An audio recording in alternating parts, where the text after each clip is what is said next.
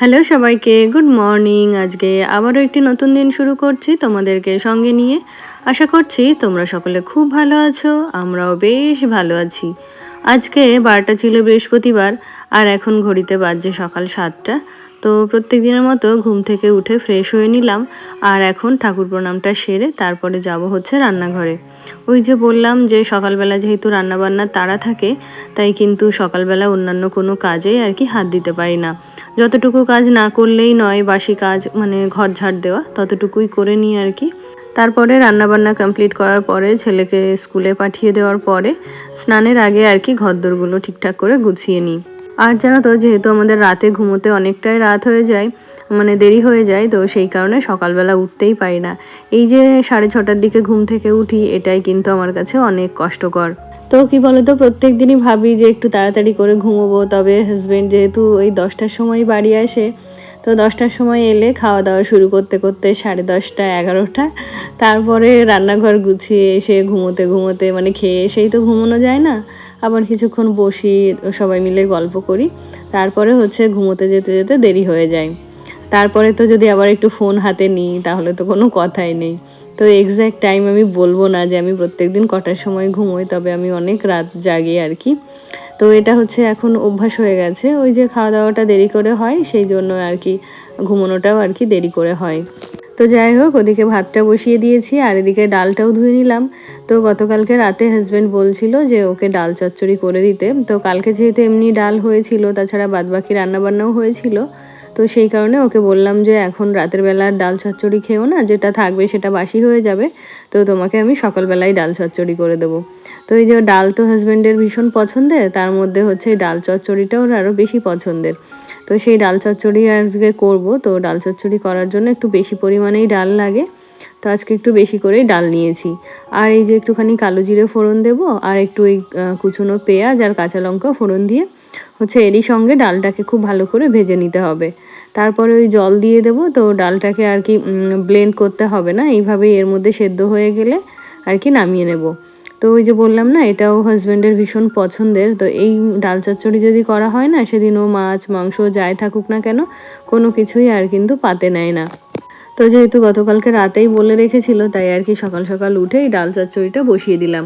তো ওদিকে ভাত হচ্ছে, ডাল চচ্চড়িটাও হচ্ছে লো ফ্লেমেই করতে হবে। আর হচ্ছে এদিকে আরেকটা কড়াই বসিয়ে ভাবছি একটুখানি উচ্ছে আলু ভাজা করে নেব। উচ্ছে তো আমার কাটাই আছে, তবে আলুটাকে এখন কেটে ওর মধ্যে মিশিয়ে একসাথে করে ভাজা করে নেব। আর এগুলো ছাড়াও তো একটা মাছের ঝোল করতে হবে, তো হাজবেন্ডের খাওয়ার মতো আগে রান্নাবান্নাটুকু করে দিই, তারপরে ভাবছি মাছের ঝোল করব। আর আজকে ফ্রিজ থেকে একটু ট্যাংরা মাছও বের করে নিয়েছি। অনেক দিন আগেই হচ্ছে ট্যাংরা মাছটা রাখা ছিল, মানে আমার বাবা আসারও কতদিন আগে ট্যাংরা মাছটা রাখা হয়েছিল। ট্যাংরা মাছ আর বোয়াল মাছ, তো সেই মাছগুলো জানো তো এখনও কোনোটাই খাওয়া হয়নি। তো এই যে কদিন ধরে ইলিশ মাছ তারপর রুই মাছ ওগুলো খাওয়া হলো, আর ওই ট্যাংরা মাছ বোয়াল মাছ দুটোই কিন্তু একদম ধরা রয়েছে। তো তারপরে দেখো ওখানে একটু আলু কেটে নিয়েছি, আর অল্প করে উচ্ছেও নিয়ে নিলাম। তো ওই পুরোটা রান্না করলে না বেশি হয়ে যাবে, আর হাজবেন্ডও এবার বাজার থেকে বেশ অনেকগুলোই উচ্ছে এনেছিল। তো ওকে জিজ্ঞেস করলাম, বললো কি 250 গ্রাম এনেছি, এর থেকে আর কম কি করে আনা যায়। তো সেই কারণে এতটাই উচ্ছে হয়ে গেছে যে 2 দিন করে আমাকে খেতে হবে। তো এই যে একটুখানি পেঁয়াজ আর কাঁচা লঙ্কা ফোড়ন দিয়ে উচ্ছে আর আলুটা এই যে ভাজা বসিয়ে দিলাম। আর এদিকে ডাল চচ্চড়িতেও প্রায় হয়ে এসেছে। তো খুব একটা সময় লাগে না বা খুব একটা ঝামেলাও নয় ডাল চচ্চড়ি রান্না করতে। তো এদিকে হচ্ছে উচ্ছে আর আলুটা লো ফ্লেমে করে ঢাকা দিয়ে দিয়েছি, যাতে ওটা ভালো করে সেদ্ধ হয়ে যায়। আর এদিকে আমার ডালটাও হয়ে এসেছে, তো এখন একটু নুন টেস্ট করে এটাকে নামিয়ে নেব। আর জানো তো, এইবার যে চালটা আনা হয়েছে, এই চালটা মানে একদম তাড়াতাড়ি ভাত হয়ে যাচ্ছে। আগে যেরকম ভাত হতে আমার মিনিমাম ওই 40 মিনিট সময় লাগতো, এখন কিন্তু ওই ভাতটা মানে উতরে আসলেই ভাতটা হয়ে যাচ্ছে। তো প্রথম 2 দিন তো আমি ভাতটাকে একদম নরম করে ফেলেছিলাম, বুঝতে পারছিলাম না যে কোন সময়টা নামাতে হবে। তো আজকে ভাতটাকে বারবার চেক করে নিয়েছি, আর ভাতটা একটু শক্ত থাকতে থাকতেই ওটাকে নামিয়ে নিয়েছি। তো ওদিকে ভাতের ফ্যান ঝরাতে দিয়ে দিয়েছি, ডালটাও হয়ে গেছে, আর এই যে এদিকে উচ্ছে আলু ভাজাটাও হয়ে গেছে। তো কি বলতো, সব কিছু একদম গোছানো থাকলে না, যেহেতু আমার 3 বার্নার, তো 3টে ওভেনে রান্না বসিয়ে দিলে খুব তাড়াতাড়ি আর কি রান্না হয়ে যায়। তবে ওই যে অলসতা করে আর কি করি না, ওই আস্তে আস্তে ধীরে সুস্থে রান্নাটা করি। তো সব কিছু হচ্ছে এখন টেবিলে নিয়ে আসবো, আর হাজব্যান্ডকে খাবারটা দিয়ে তারপরে হচ্ছে মাছের ঝোলটা করব। আজকেও তো আবার ছেলের স্কুল রয়েছে, আর সেই সঙ্গে তো টিফিনটাও তৈরি করতে হবে। তো হাজব্যান্ডকে খাবারটা ধরে দিয়ে পরে বাকি কাজগুলো গুছিয়ে নেব। তো আমার গত ভিডিওতে কমেন্ট করেছিল রুষা পাখি আইডি থেকে, তো রুষা লিখেছে যে ভিডিওটা দেখে নিলাম আর তোমার ছাদের গাছগুলো পরের ভিডিওতে দেখিও আপু। হ্যাঁ গো, দেখাবো। আমিও জানো তো প্রায় সপ্তাহখানেক হতে চললো ছাদে যাইনি, কারণ আমাদের এখানে তো বৃষ্টি হচ্ছে। তো সেই কারণে ছাদে এখন মানে গাছে জল দেওয়ারও প্রয়োজন হয় না, আর সেই কারণে আমার ছাদে যাওয়াও হয় না। তবে তুমি এই যে বললে, এতে করে আমি ভাবছি আজকে বিকালবেলা একটু ছাদে যাব, গিয়ে গাছগুলোকেও একটু দেখে নেব। আর সেই সঙ্গে ছাদটাও জানো তো অনেক নোংরা হয়ে রয়েছে ছাদে, যেহেতু এই যে কাজ হয়েছে, রান্নাঘরের জিনিসপত্র তৈরি করা হয়েছে। তো ভাবছিলাম যে সকালের দিকে উঠে ছাদটাকে পরিষ্কার করে নেব। তবে ওই যে সকালবেলা যেহেতু রান্নাবান্না থাকে আর আমার একার দ্বারাই তো সম্ভব নয়, তো হাজব্যান্ডের হেল্প লাগবে। তো সেই জন্য ভেবেছি ছুটির দিন করে একদিন ভোর ভোর উঠে হচ্ছে ছাদটাকে পরিষ্কার করে নেব।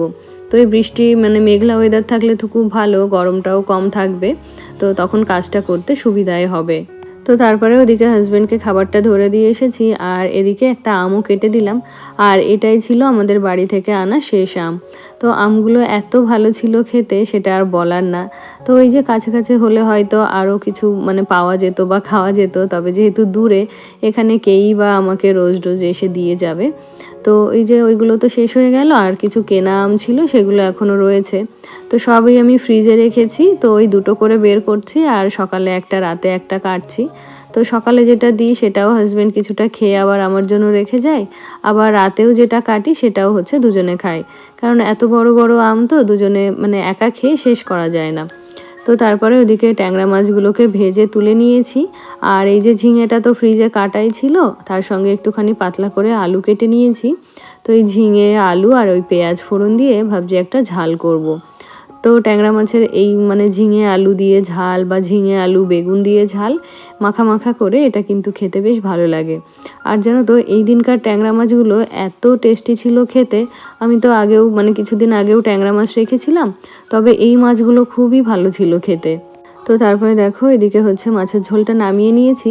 আর 3টে রুই মাছও ভেজেছিলাম, মানে 3 পিস। তো ছেলেকে একটা দিয়ে খাইয়ে স্কুলে পাঠিয়ে দিয়েছি, আর হচ্ছে 2টো ঝোলে দিয়ে দিয়েছি, কারণ ওই ছোট ছোট ট্যাংরা মাছ খেতে পারবে না।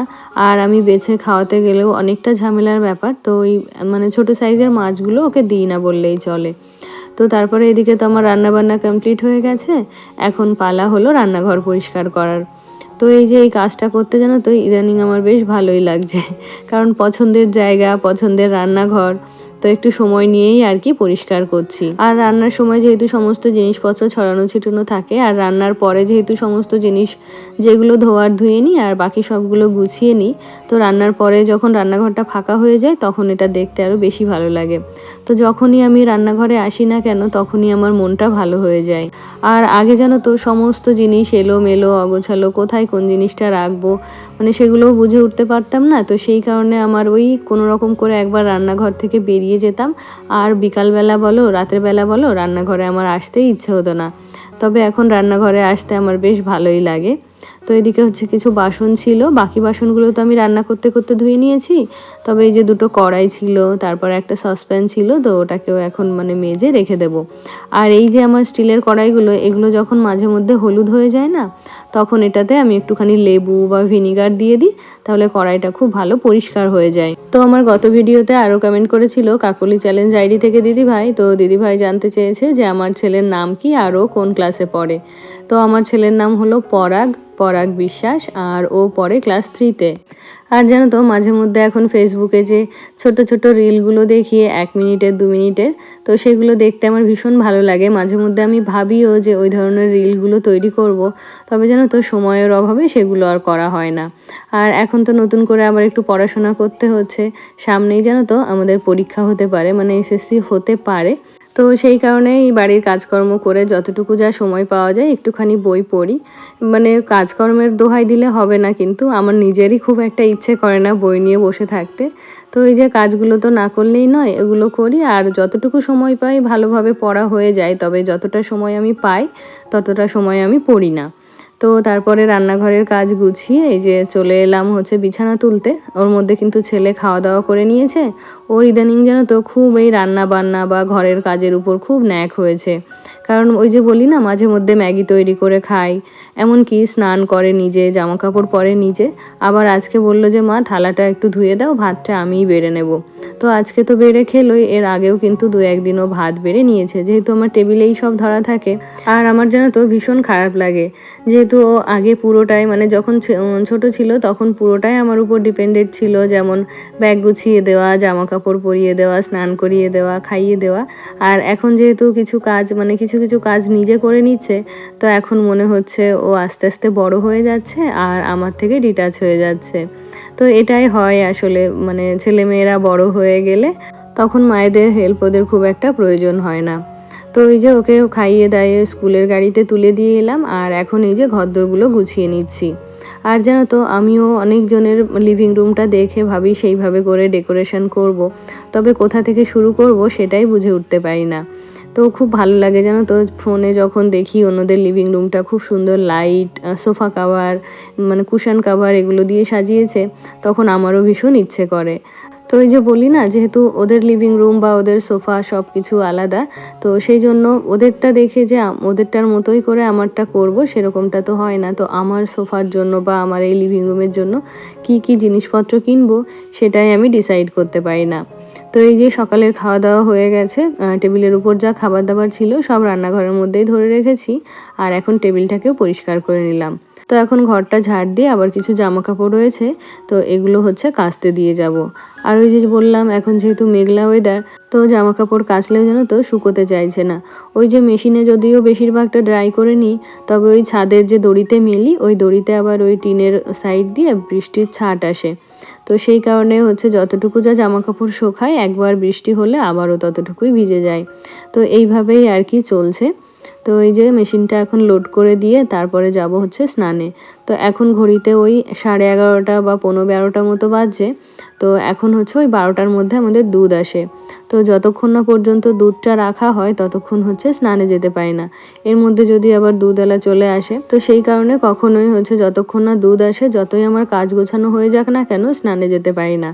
আর স্নানে গেলে আমার একটু বেশিই সময় লাগে, কারণ প্রত্যেক দিন হচ্ছে চুলে আমার শ্যাম্পু করতে হয়।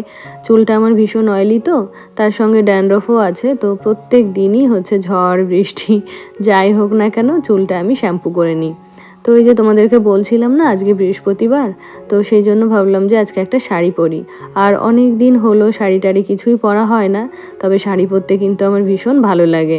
আর আমার গত ভিডিওতে কমেন্ট করেছিল তৃষ্ণা পাল, তো তৃষ্ণা লিখেছে যে আমার শরীরটা একদম ভালো নেই দিদিভাই, খুব অ্যালার্জি হয়েছে, তাই তোমাকে কমেন্ট করতে পারছি না, তুমি প্লিজ মন খারাপ করবে না। তোমার কাজ আমার খুব ভালো লাগে, ভিডিও দেখতেও খুব ভালো লাগে, আর ভিডিও যদি না দেখি তাহলে মন খারাপ হয়। খুব ভালো থেকো দিদিভাই। থ্যাংক ইউ তৃষ্ণা, অনেক ভালোবাসা রইল তোমার জন্য, আর তুমি তাড়াতাড়ি করে সুস্থ হয়ে ওঠো এটাই চাই। আর তোমার কি টাইপের অ্যালার্জি জানি না, তবে জানো তো আমার ছেলেরও ভীষণ অ্যালার্জির প্রবলেম। ডাস্ট অ্যালার্জি তো আছেই, তাছাড়া বিভিন্ন রকম খাবারেও ওর অ্যালার্জি রয়েছে। তো ওর ওই অ্যালার্জির কারণে আমাকে কিন্তু অনেক কিছু মেনে চলতে হয়। তো আমার গত ভিডিওতে আরও কমেন্ট করেছিল শতাব্দী সরকার, তো শতাব্দী লিখেছে তোমাকে এই নিয়ে সেকেন্ড টাইম কমেন্ট করছি, তোমার থেকে ছোট হব দিদি ভাই, তোমার ভিডিও দেখতে খুব ভালো লাগে, তুমি খুব ভালো থেকো, আমিও এইভাবে ভিডিও দিতে থাকি। ও আচ্ছা, অনেক ধন্যবাদ শতাব্দী তোমাকে। আর কি বলো তো, এই যে তুমি বলে দিলে এটা আমার খুব সুবিধা হলো। তাছাড়া তো প্রথমেই যে কাউকে নাম ধরে বলবো সেটা তো হয় না। আবার আমি এখন দেখি যারা আমাকে দিদিভাই বলে সম্বোধন করে তাদেরকে আমি এখন থেকে চেষ্টা করছি নাম ধরেই ডাকবো, কারণ তারা হয়তো আমার থেকে ছোট হবে তাই আমাকে দিদিভাই বলে সম্বোধন করে। তো যাই হোক, তুমিও ভিডিও দিতে থাকো, আর তোমার চ্যানেলের জন্য অনেক শুভকামনা রইল। তো তারপরে এদিকে আমার পুজোটাও প্রায় শেষের দিকে, আর এখন ঘড়িতে ওই 12:30 মতো বাজে। আর আমাদের জানো তো দুপুরের খাওয়া দাওয়া হতে হতে ওই 2:30 3টে এরকম বাজে। আর ছেলে আসতে আসতে তো 4টে 4:30 বেজে যাবে। তো যতক্ষণ না দুপুরের খাওয়া দাওয়া শুরু করি তার আগে ভাবছি একটুখানি বই পড়ে নেব। ওই যে এই সময়টা না হলে কিন্তু আর সময় হবে না, ওই 4টের পরে আবার ছেলেকে নিয়ে ব্যস্ত হয়ে পড়তে হবে। তো তারপরে আমার গত ভিডিওতে আরও কমেন্ট করেছিল ভারতী দিদিভাই, তো দিদিভাই লিখেছে খুব সুন্দর ভিডিও বোন, তোমার কথাগুলো একদম ঠিক বলেছ, অনেক শুভেচ্ছা ও শুভকামনা রইল বোন, ভালো থেকো। থ্যাংক ইউ দিদিভাই, তুমিও খুব ভালো থেকো আর আমার ভালোবাসা নিও। আর তারপরে তোমাদের সাথে দেখা হচ্ছে সন্ধ্যাবেলাতে। তো এখন ভাবছি সন্ধ্যাবেলার টিফিনটা তৈরি করব। তো ছেলেকে তো প্রত্যেক দিন সন্ধ্যাবেলা ওর দুধ আর হরলিক্সটা দিই, তবে মাঝে মধ্যে ও ম্যাগিও খায়, তবে একটু ভারী কিছু খাবার সন্ধ্যাবেলা ওকে দিতে হয়। তো ম্যাগিটা দেবো না জন্যই ভাবছি একটুখানি ঝাল ঝাল সুজি করব, মানে ওই ঝাল মিষ্টি দিয়ে যে সুজিটা করে সেটাই আর কি। তো এটা যদি বাড়িতে খাওয়ার অভ্যেস করে তাহলে কিন্তু টিফিনেও মাঝে মধ্যে ওকে আমি এটা দিতে পারি। আর তারপরে আমার গত ভিডিওতে আরও কমেন্ট করেছিল প্রিয়াঙ্কা মালাকার। তো প্রিয়াঙ্কা লিখেছে, কালকে একটু ব্যস্ত ছিলাম দিদিভাই, তাই আর কালকে ভিডিও দেখা হয়নি, তাই কালকের আর আজকে দুটো ভিডিও একসাথে দেখে নিলাম। থ্যাংক ইউ বোন, অনেক ভালোবাসা রইলো তোমার জন্য। আর তারপরে ছেলেকে পড়াতে এসেছিল, ওর টিউটরের জন্য একটু চা করে নিলাম। আজকে তবে এখানেই শেষ করছি, দেখা হচ্ছে নেক্সট ব্লগে, টাটা।